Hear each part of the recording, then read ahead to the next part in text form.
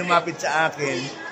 Natatouch na naman ako para lang sabihin sa akin na yung kapatid daw niya ay natulungan ko dati dito sa Saudi at biktima ng, alam niyo na, kalaswaan ng kanyang employer at nakauwi sa Pilipinas. Ngayon, hindi ko naman siya kilala, hindi ko naman kilala kung natanda kasi sa dami ko ng mga lumalapit sa akin.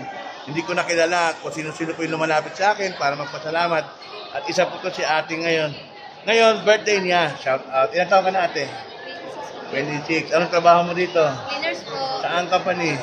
Mahara po. Mahara. At happy birthday ate. Maraming salamat sa iyo at mga ganitong bagay yun nakapagpataba ng puso ko to eh.